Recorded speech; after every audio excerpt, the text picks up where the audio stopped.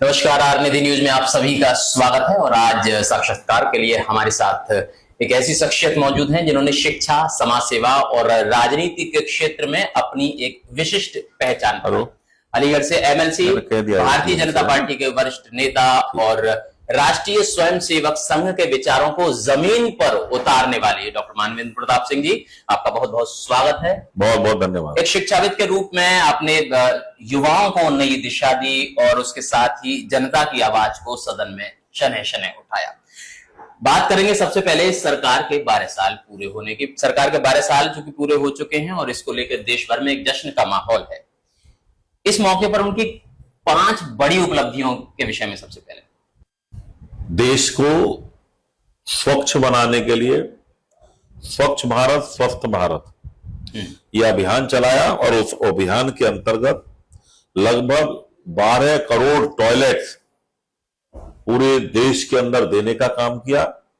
जहां एक प्रकार गंदगी दूर हुई, लोगों में स्वच्छता की भावना आई और साथ में हर महिला को सम्मान दिलाने का काम किया। दूसरा, लोग गरीब कर्जा लेकर इलाज कराते थे, मरीज भी मर जाता था और इलाज भी नहीं हो पाता था, मकान भी बिक जाता था। भारत के प्रधानमंत्री नरेंद्र मोदी जी की सबसे बड़ी उपलब्धि है 5 लाख रुपए का आयुष्मान भारत के अंतर्गत कैशलेस चिकित्सा सुविधा का लाभ उन गरीबों को दिया। आज गरीब के घर में जाकर देखो, जिसके घर चूल्हा जलने की स्थिति नहीं है उसके पास भी आयुष्मान कार्ड है, वो अपोलो हॉस्पिटल के अंदर जाकर इलाज कराता है जी। ये बराबरी का दर्जा पंडित दीनदयाल उपाध्याय जी का जो हमारा सपना था कि अंतिम व्यक्ति तक न्याय पहुंचे, वो न्याय पहुंचाने का काम किया है। प्रधानमंत्री जी हमारे बड़े गरीब परिवार से आए हैं। उन्होंने वो गरीबी देखी थी, मां को चूल्हे पर रोटी बनाते हुए उन्होंने देखा और रोटी बनाते बनाते कितनी बार आंखों को पानी निकल के आता था, पहुंचती थी। ये मां की आंखों में झांक कर जब उन्होंने देखा तो गरीबी और धुएं से, काले पानी से आंखें खराब होने का जो डर था उसको दूर करने के लिए उज्ज्वला गैस योजना के अंतर्गत सारी गरीब महिलाओं को, बहनों को वो सिलेंडर देने का काम किया। ये हमारी तीसरी बड़ी उपलब्धि थी। 12 करोड़ से ज्यादा लोगों को उज्ज्वला गैस के अंदर 12 करोड़ परिवारों को ये देने का काम किया। चौथी बड़ी हमारी उपलब्धि रही जन धन खातों के माध्यम से जी लोगों को, जनता को सरकार से जोड़ने का काम। 57,000 करोड़ रुपए 2014 से पहले गैस एजेंसी मालिकों की, पेट्रोलियम वालों के खाते में जाते थे, उसका कोई पता नहीं चलता था।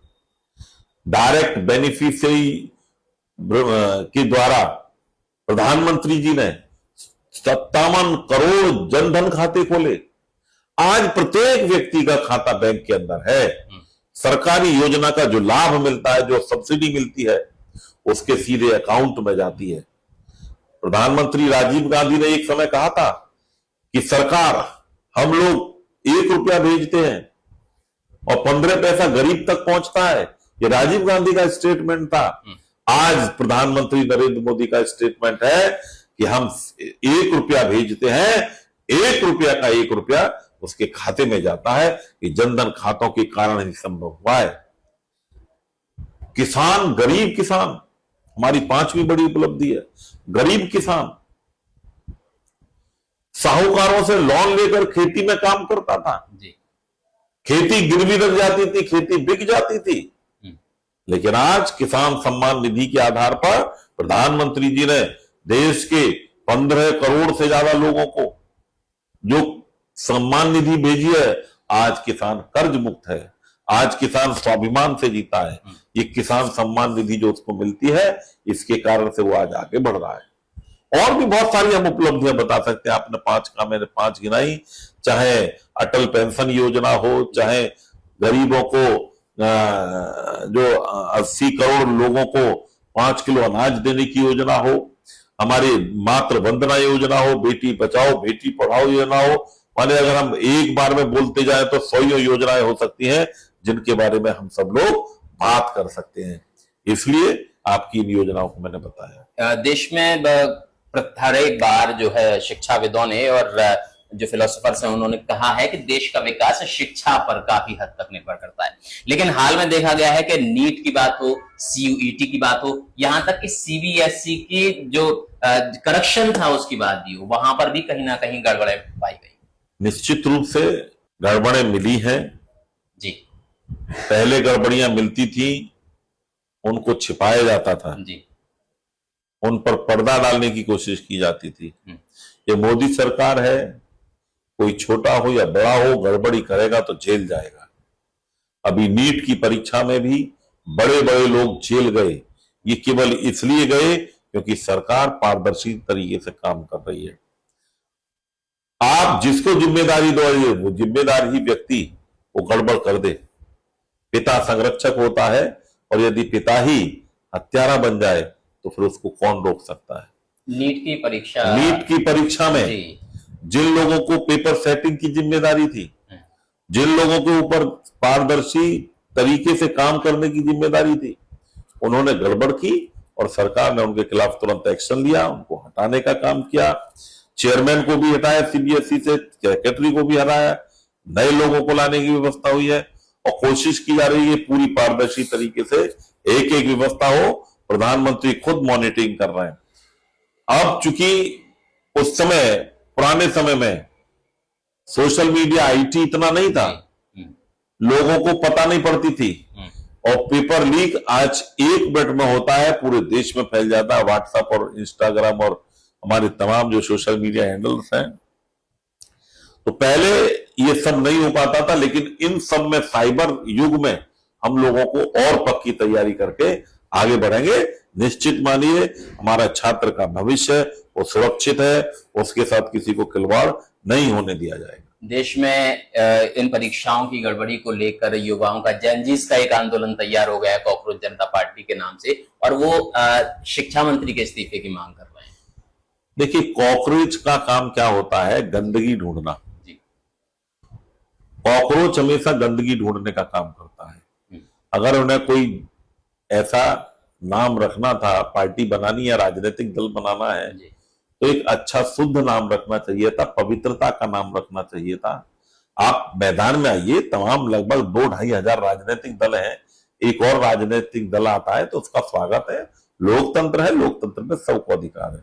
लेकिन गंदगी में ही उड़ेदने का काम करने वाला नाम पार्टी का रखना, वो उनकी गंदी मानसिकता का द्योतक है। सीजेआई ने दिया था नाम।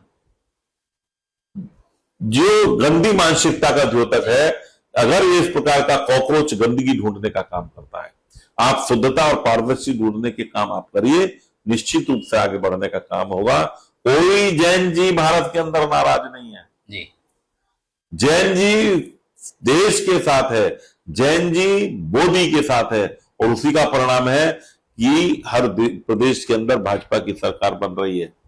वो कोई एक राष्ट्रपति हो, उसके खिलाफ आंदोलन हो सकता है, लेकिन यहाँ अनेक प्रदेश हैं, ये गणतंत्रवादी देश है, अलग अलग प्रदेश है, उनका समूह है, संघ है, यूनियन है, तो सब अपने अपने काम करने वाले लोग हैं, सबकी अपनी पारदर्शिता है।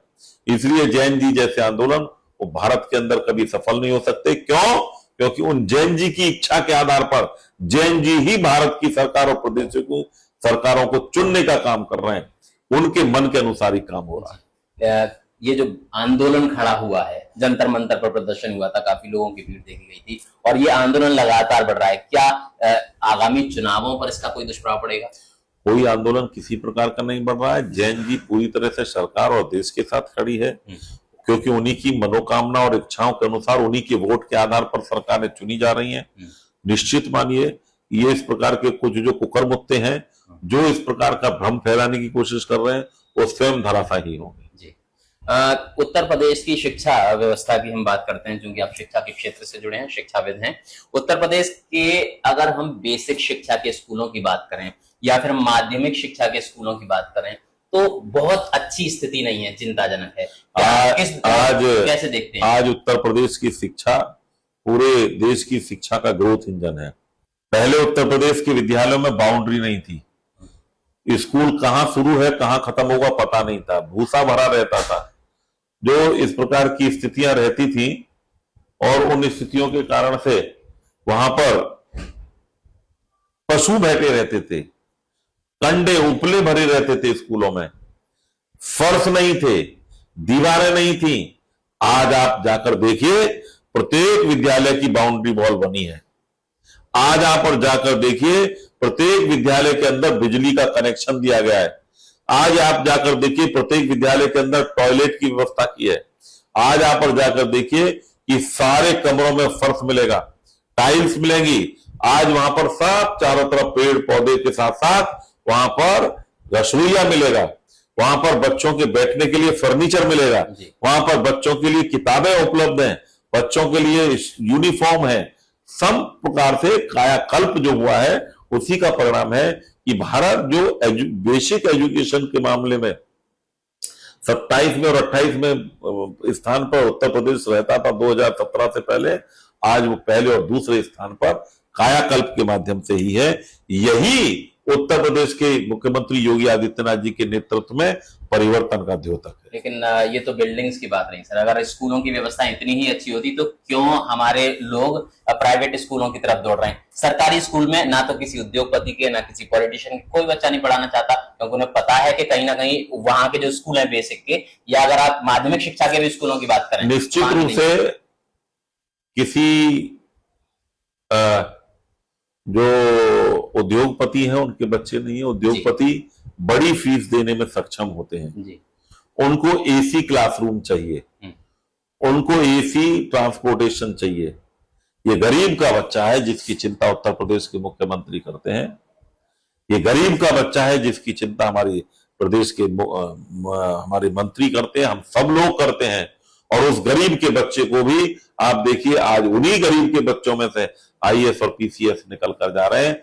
वो उद्योगपति का बच्चा वहां से जाकर वह अपने व्यवसाय में जा सकता है, लेकिन देश का नेतृत्व करने का काम आज भी हमारे उन्हीं बच्चों से हो रहा है। निश्चित रूप से प्राइवेट स्कूल खुल रहे हैं, हम प्राइवेटाइजेशन के विरोधी नहीं है, लेकिन हम अगर कहीं पर भी अगर उसका व्यवसायीकरण हो रहा है, कमर्शियलाइजेशन हो रहा है, तो वो रुकेगा। उत्तर प्रदेश सरकार कमर्शियलाइजेशन रोक रही है और साथ में सबको रोजगार की भी आवश्यकता है। आज हमारा पढ़ा हुआ बच्चा निपुण होकर निकल रहा है। तो हमारे आज आप जाकर प्राइवेट स्कूल में देखिए, किस प्राइवेट स्कूल के अंदर बायोलॉजी की लैब है, किसकी स्मार्ट क्लास चल रहे हैं, किसमें मैथमेटिक्स की लैब है, किसमें ज्योग्राफी की लैब है, किसमें सोशल साइंस की लैब है। हमारे उत्तर प्रदेश सरकार के प्राथमिक विद्यालयों में सोशल साइंस की लैब है, ज्योग्राफी की लैब है, मैथ की लैब है, कंप्यूटर लैब है, वहां पर कंप्यूटर क्लासेस है, स्मार्ट क्लासेस है। ये परिवर्तन आया है। गांव में जाकर देखिए, शहर से निकलिए, शहर की जो एसी के कमरों को छोड़कर पत्रकारिता करने वाले मेरा सभी बंधुओं से भी निवेदन है, एक बार भ्रमण करके आइए, आपका जो परसेप्शन है वो बदल जाएगा। एक छोटी सी बात है मेरी, जैसा कि अभी अभी आपने कहा कि जो उद्योगपति हैं वो पसंद करते हैं 5 स्टार स्कूल्स में पढ़ाने के लिए, लेकिन वहीं हम देखते हैं जो केंद्र सरकार के जो विद्यालय हैं, केंद्रीय विद्यालय आदि, उसमें बिजनेस क्लास के भी, नौकरी वालों के भी अच्छे बच्चे पढ़ रहे हैं। लेकिन बात है कि प्राइमरी के जो आप कह रहे हैं, आप कह रहे हैं अटल आवासीय योजना के अंतर्गत जो प्राइवेट स्कूल्स हैं उनसे भी अच्छे और शानदार स्कूल हमारे मुख्यमंत्री जी ने बनाने का काम किया है। अटल आवासीय योजना में गवाना में श्यामपुर के पास जाइए, वहां पर अटल आवासीय योजना का विद्यालय है। आप जाकर देखिए, 65 बीघी के अंदर विद्यालय है, हॉस्टल है, और वहां पर किसी उद्योगपति का बच्चा नहीं है।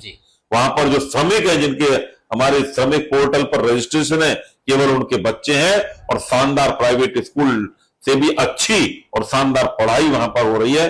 वहां पर हमारा फुल्ली एजुकेटेड क्वालिफाइड स्टाफ है। आप जाकर देखिए, भ्रम टूट जाएंगे। पीएम श्री, मुख्यमंत्री श्री, इस प्रकार के विद्यालय जो कंपोजिट विद्यालय बनाए जा रहे हैं, आप जाकर देखिए। बाकी विद्यालयों में तो पूर्ण रूप से स्टाफ क्वालिफाइड भी नहीं होता। आप हमारे आज जो आप बात कर रहे हैं कि उन स्कूलों में जो केंद्रीय विद्यालय उसमें भी उद्योगपति के बच्चे नहीं है। जवाहर नवोदय विद्यालय के अंदर भी गरीबों के बच्चे हैं। आप केंद्रीय विद्यालय में जाइए, हमारे सरकारी कर्मचारियों के बच्चे हैं, वो सब भारत सरकार और उत्तर प्रदेश सरकार द्वारा संचालित है। शिक्षा को उच्च स्तर तक ले जाने का काम भारत सरकार कर रही है। शिक्षा की ही अगर हम बात कर रहे हैं तो मैं एक बात पूछना चाहूंगा, प्राइवेट स्कूलों में जो निरंतर फीस की वृद्धि हो रही है उस पर कोई नियंत्रण? इसका नियामक बोर्ड है, और नियामक बोर्ड होने पर वह 3 साल बाद 10% छूट उसमें दी है हाईकोर्ट और सरकार सबकी उससे सहमति से है, वो उतना ही बढ़ाते हैं। यदि इस प्रकार से कहीं कोई अनावश्यक रूप से बढ़ाता है तो वो जांच के दायरे में है और शिकायत करने पर उसके खिलाफ कार्रवाई भी होगी, क्योंकि वो जो फीस नियामक बोर्ड है उससे ही तय होती है, उसके नियमों से ही चलते हैं। अंतिम सवाल आपसे पूछूंगा, महंगाई से जुड़ा हुआ, निरंतर पेट्रोल बढ़ रहा है, रुपया गिर रहा है, जनता त्राही त्राही। कोई जनता त्राही त्राही नहीं कर रही। आप खुले में जाकर पेट्रोल पंप पर पूछिए, जनता को मार्केट में पूछिए, गरीब की दुकान पर पूछिए, ठेले पर पूछिए, सब लोग कहेंगे कि भारत ही सबसे सुरक्षित है। आज 70% जहां अरब देशों में ऑयल निकलता है, पेट्रोलियम वो निर्यात करते हैं, वहां 70% कीमतें बढ़ी हैं पेट्रोलियम की। अमेरिका में 44% बढ़ी है, इंग्लैंड में 70% बढ़ी है, आपके जर्मनी, फ्रांस, इटली, यूरोप में, रूस में लगभग 50% से ज्यादा कीमतें बढ़ी हैं। लेकिन ये भारत है केवल जहां केवल 6% पेट्रोलियम की कीमत बढ़ी है जी। इसी से आप अंदाजा लगा सकते हैं कि भारत कितना ताकतवर है, सक्षम है, महंगाई को कैसे कंट्रोल किया है और गोल्ड और उस पर नियंत्रण किया है जी। जो लोग भ्रष्टाचार करना चाहते थे उसको भी नियंत्रण करने का काम किया है।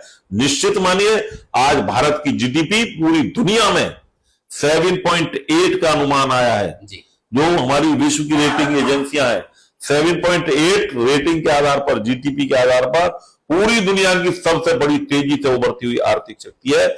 आज हम चौथे स्थान पर हैं, आने वाले 27 में हम तीसरे स्थान की सबसे बड़ी अर्थव्यवस्था होंगे। महंगाई केवल भारत में ही नियंत्रित है। कुछ लोग 2012-13 का आप रिकॉर्ड निकाल कर देखिए, उस समय गैस का सिलेंडर कितने का था? उस समय 85 और 90 और 92 रुपए पेट्रोल और डीजल के दाम थे। आज 12 वर्ष बाद भी पेट्रोल के दाम 100 रुपए अलीगढ़ में पार नहीं कर पाए हैं। ये महंगाई को नियंत्रित करने का तरीका है। खुशहाल जीवन है, 25 करोड़ से ज्यादा लोग गरीबी की रेखा से ऊपर उठे हैं, ये भारत का है। हर जिले में एक मेडिकल कॉलेज बना है, हर जिले के अंदर एक हमारा आयुष बना है, हर जो हमारी कमिश्नरी केंद्र है, मंडल का केंद्र है, वहां पर एक यूनिवर्सिटी बनी है, हर मंडल के केंद्र पर एक एयरपोर्ट बना है, 734 नए हेलीपैड उत्तर प्रदेश के बनने वाले हैं, लगभग 11 एक्सप्रेस वे उत्तर प्रदेश में काम कर रहे हैं। तो देश की सरकार आज चहुं ओर विकास के आधार पर बढ़ रही है और 5 ट्रिलियन की अर्थव्यवस्था भारत की निश्चित रूप से आने वाले समय में होगी।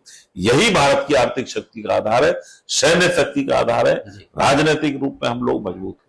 चलिए बहुत बहुत धन्यवाद डॉक्टर मानवेंद्र प्रताप सिंह बातचीत करने के लिए, और इन्होंने बताया कि किस तरीके से सरकारें देखने का नजरिया लोगों का अलग है, लेकिन सरकार कहीं ना कहीं विकास कर रही है और लोगों के लिए काम कर रही है।